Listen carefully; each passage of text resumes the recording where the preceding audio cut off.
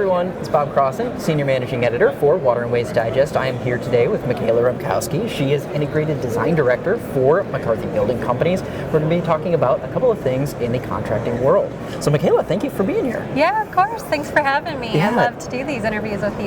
Yeah, it was maybe about a year or so ago that we did a conversation on project delivery methods. I was curious if there's been any changes in trends regarding that. What are you seeing? Yeah, so I think we're seeing collaborative delivery be used more and more. There's things going on in the market that everyone knows about, the market volatility, the long lead times, and so how collaborative delivery plays a part in that is that you are onboarding the contractor earlier. The contractor, especially if they're a self-performed contractor, knows what's going on in the market, can control those costs, can control that risk.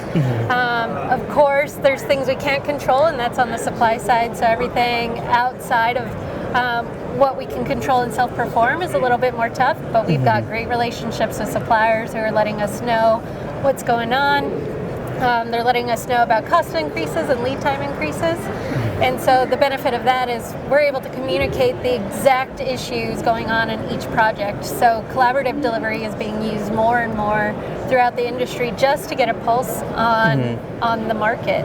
The other thing that collaborative delivery is useful for is a lot of that federal funding that's coming out. And so a lot of that you've got to have it make ready.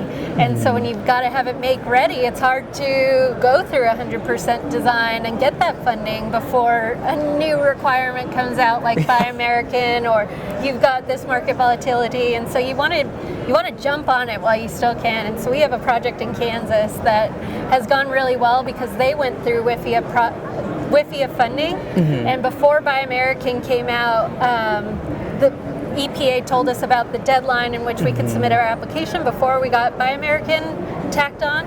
And so we were able to provide costs and constructability and a 30% design working together collaboratively with the owner to make sure that we beat that deadline and beat that possible additional cost. And so a lot of owners and a lot of partners in the industry are seeing collaborative delivery as the way to go right now to defeat this market volatility and to attack all that funding. Yeah. Well, and just like you said, attack all of that funding, because there's a lot of opportunity out there, and having this collaborative thing really lends itself to some of the key terms that I've been hearing a lot from EPA, which is equity, resilience, and sustainability. And I feel like when you have this collaborative mindset, you can hit all three of those things because you have the perspectives available to you. Yes. What about technology? Are there certain technologies that are out there that are kind of changing the way that you guys work or operate? Yeah, from the construction standpoint, which is a little bit different than a utility provider or maybe an engineer, the things that we're using the most is the cloud. So the cloud is a great tool for collaboration, and when we think about collaborative delivery, you want to make sure that you're transparent, and as a contractor you want to make sure you're transparent. So there's tools out there that we've been using. One is a kind of cost trending tool. It's called Join. Okay. And what it does is it's cloud-based, and so every alternative that you have, you throw into Join, and it'll provide all the details, all the drawings.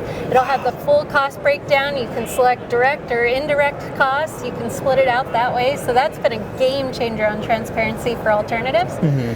It allows both owners and engineers to see what the impact of their decisions are real time, anytime they want. That's with incredible. All the backup. It's really cool. We've also got another tool. As we all know, everyone's using Revit, everyone's doing 3D models, 4D models now. Those have been game changers in understanding what your project looks like. The projects in water, wastewater are getting bigger and better, and it's hard to fathom what it looks like for a project to go from year 1 to year 7 or 9 even nowadays. Yeah. And to have those 4D models is really great. We've also got another program that does like a 2D, 3D overlay, so you can really understand and you can comment on it, and it really just brings all our partners, even though we might all be in different states or different companies, it just brings all the partners together. So it's those cloud-based tools that are really helping us be more collaborative as a contractor, but also as a partner to engineers and owners. Especially with the pandemic too.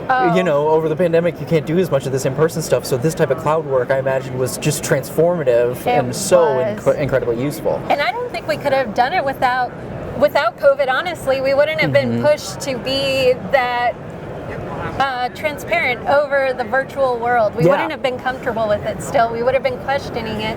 And now we feel secure in the technology that's out there to be able to have these secure clouds, to be able to use it appropriately. Everyone's a little bit more entrepreneurial in using technology to collaborate. So it's been, that's the bright side of COVID. Yeah, it definitely accelerated a lot of that digital framework and whatnot. Yeah. Well, I mean, looking forward, what's exciting you about the water industry, about water, wastewater, water use projects? You know, what's on the docket that's got your ear? Yeah, you know me. I'm like always excited about everything that's going on in our market.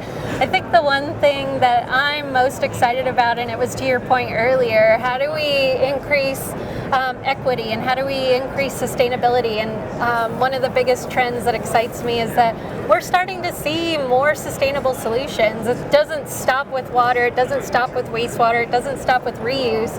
We're starting to think about how all those things connect, how we can continuously reuse all these byproducts from what we're creating in the water industry, while making incredibly clean drinking water or protecting our environment.